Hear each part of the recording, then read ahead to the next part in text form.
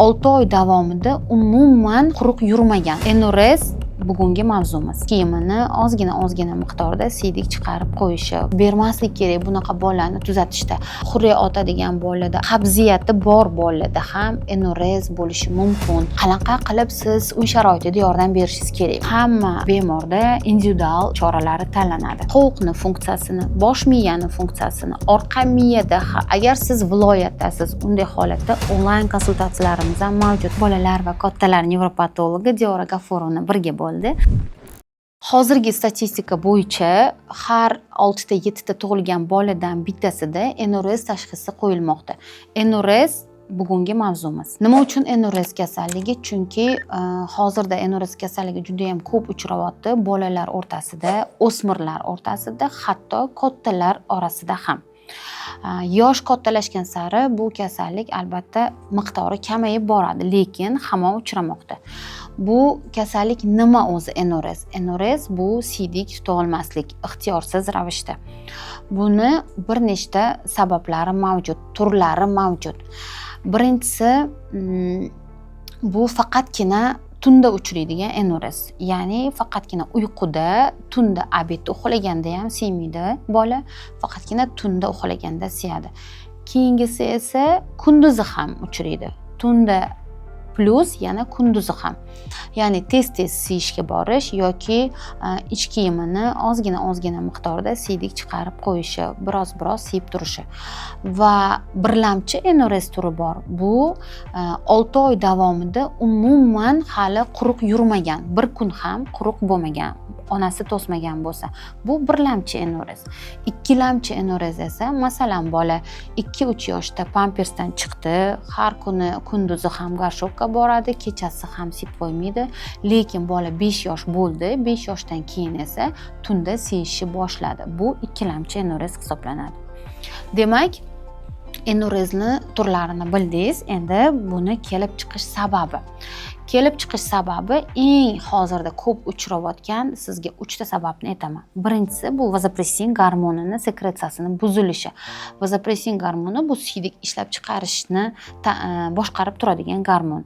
Demak, siydik qopiga nisbatan ko'p miqdorda siydik ishlab chiqarilishi natijasida tunda siyib qo'yish kuzatiladi. Ikkinchisi esa bu siydik qopini detruzor, siydik qopidagi detruzor funksiyasini buzilishi. Ya'ni bu nima?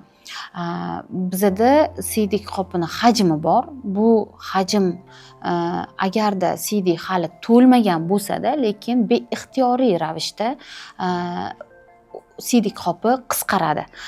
Bu detruzor funksiyasi hisoblanadi. Masalan, hali siydik to'lmadi, lekin siydik qopi qisqardi beixtiyoriy ravishda. Buni bir nechta sabablari bor. Bu bo'lishi mumkin. Orqa miya funksiyalari buzilganda kuzatiladi detruzor funksiyasini buzilishi. Bunda masalan spina bifida kasalligi, orqa miya nervlari signalni jaydaricha aytganimda siydik qopiga olib kelishi qiyinroq bo'ladi. Va yana bitta sabab bu bizada uyg'onish bilan muammo. Uyg'onish tunda siydik qopi to'ldi, lekin bola uyg'onmaydi. Buni bir nechta sabablari bor.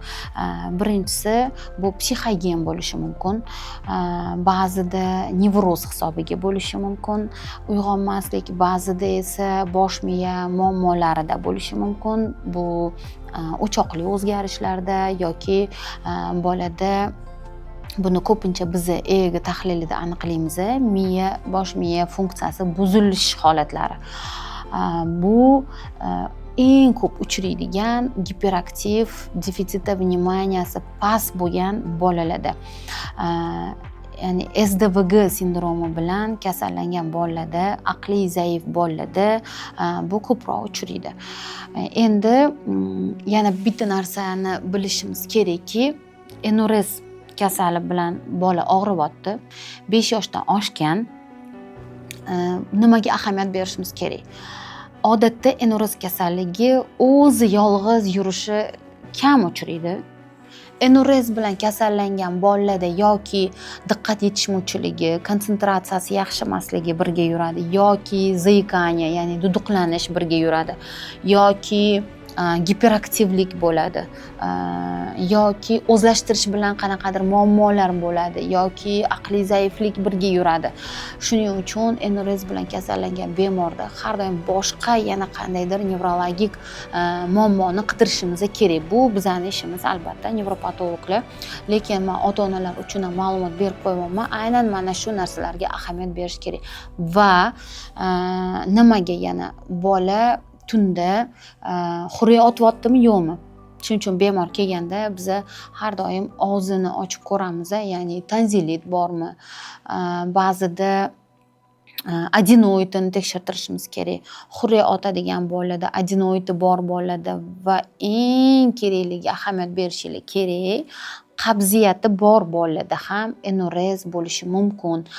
Nimaga? Chunki qabziyatda ichaklar shishib ketadi va siydik qopini ezishni boshlaydi.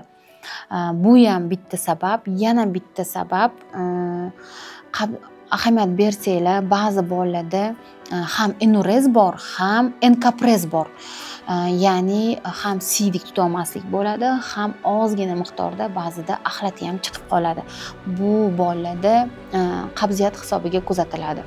Shuning uchun agar shunaqa holatlar bo'lsa, albatta sizlar qanchalik to'g'ri enurez masalan yoshi katta bo'lgan sari statistika bo'yicha 15% bolalarda o'z-o'zidan yaxshi bo'lib ketadi. Kasallangan bolalarning 15%da.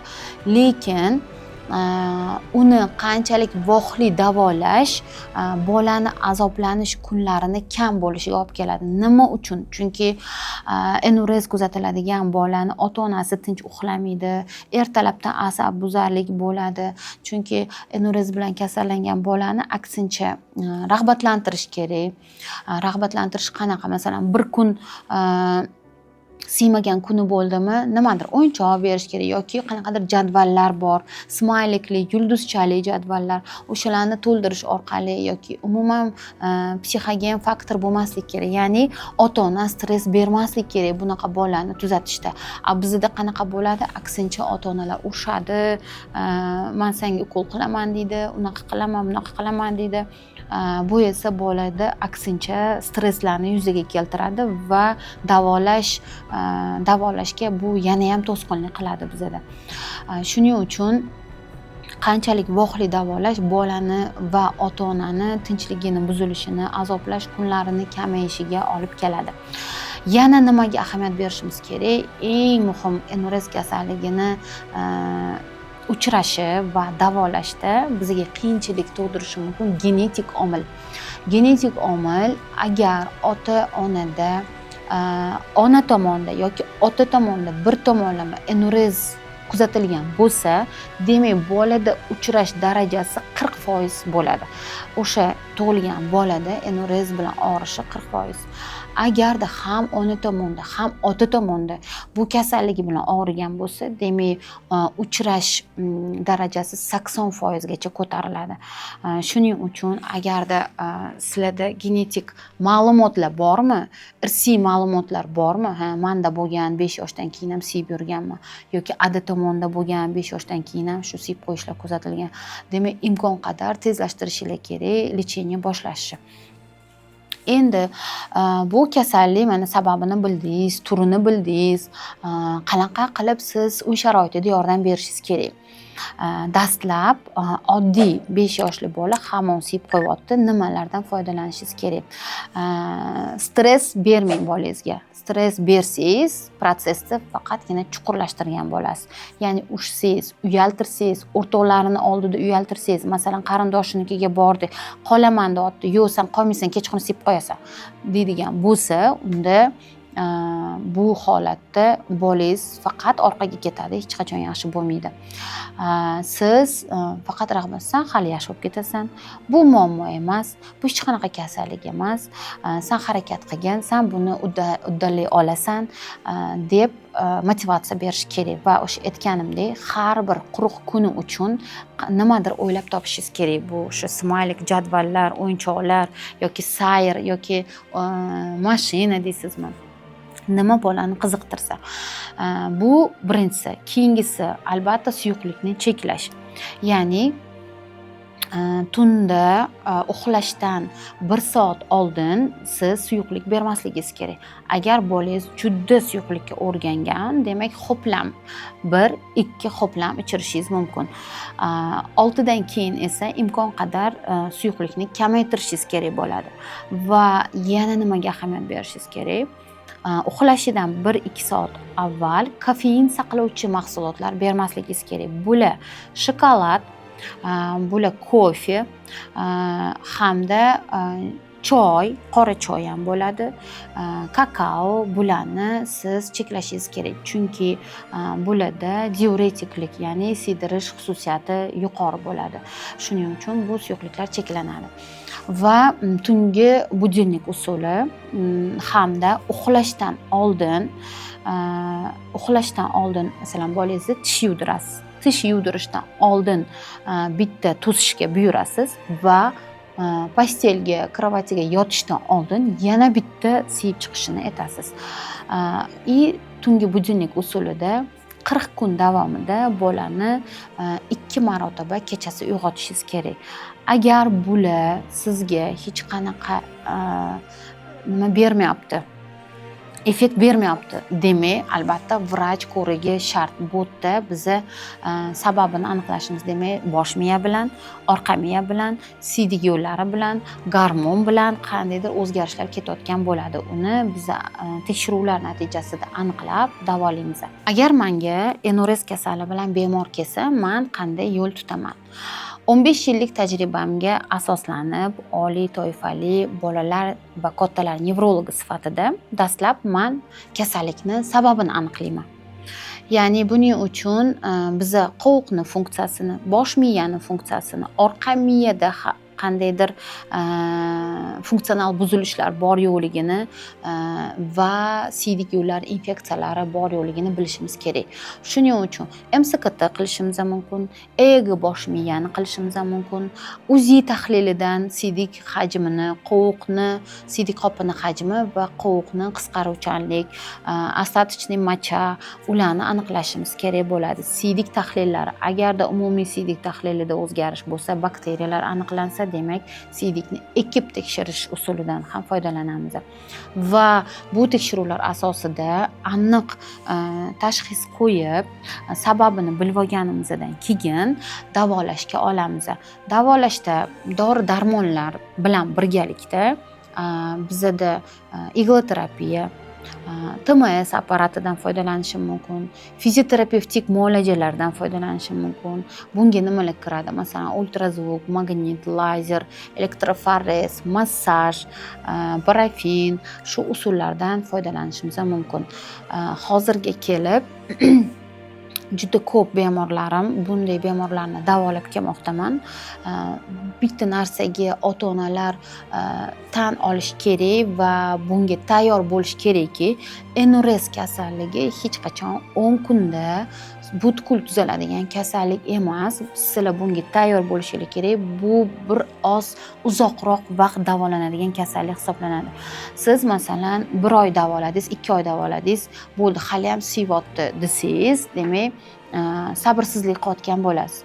Shuning uchun men oldindan aytibman, ba'zida 1 oyda ham yaxshi bo'lishi mumkin, ba'zida 10 kunda ham yaxshi bo'lishi mumkin, lekin proses 6 oygacha ham cho'zilishi mumkin. bu keltirib chiqaruvchi sababiga bog'liq bo'ladi.